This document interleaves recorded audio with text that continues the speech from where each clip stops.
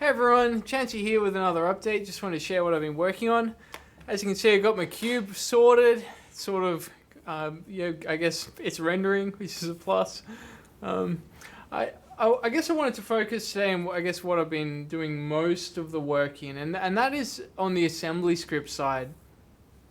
Of course, at the moment, WebGL needs to run in JavaScript, so there is a sort of glue layer.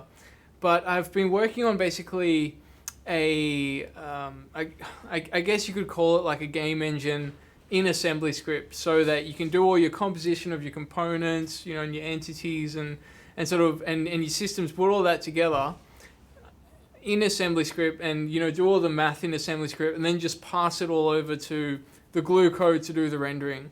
At least that's how it's working at the moment. So yeah, as you can see, you sort of got a cube. We also got like some idea of a camera and like I guess you could call that like a grid. Just some of the helper stuff while you're working on something.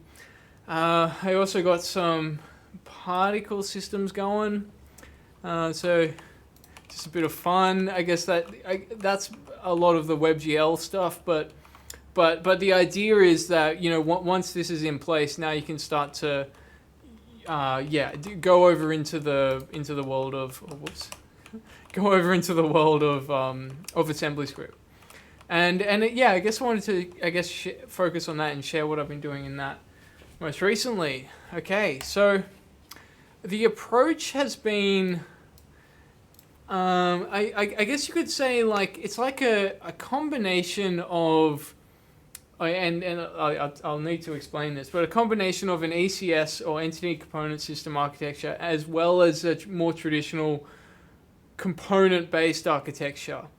The difference, I'm going to say the difference is between the two, as I see it, is where the functionality lies. As in, okay, both architectures say you have components which store data.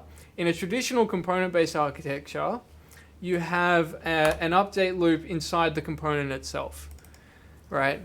In an entity component system architecture, the idea is that you would have a system that, usually it'd use queries. At the moment, I'm just caching it, but it would query the entities and then just do like for each mesh, do something, something like that. I'm using both, and I'm doing that quite deliberately because I feel like you actually want both. There are some times when it really makes sense to have your logic on your component. I'm just going to say, for example, this keyboard controller, right? There's only going to be one of these. I don't need to think about special component-based, ECS data layouts, etc. I just want to quickly spin up this component, and I want all of the logic to be inside this one class. I don't want to separate it out into components and systems, that sort of thing. Just have it all in the one place. And so this is the case where you really want that traditional architecture. Of course, there are times when it's really awkward to use this sort of architecture. An example of this would be, as I was just showing, the render system, where here's an example where basically you got your opaque meshes and your transparent meshes. Now, if each of those meshes was in charge of rendering itself, those update loops would be called, well, I guess as the meshes were added by default. So it would be quite an awkward thing to do, to try and say like, oh, these components are special, we've got to reorder their update loops.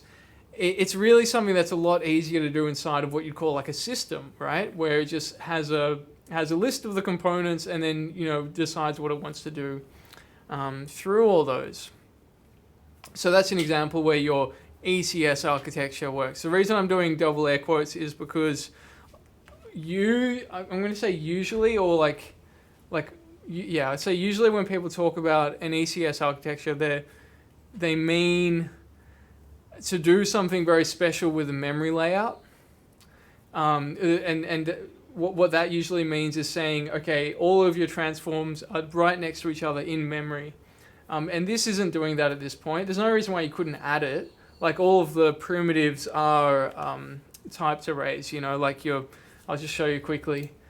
For example, your vector 3, where is it? Vector 3, okay. Yeah, your vector 3 is a float 32 array.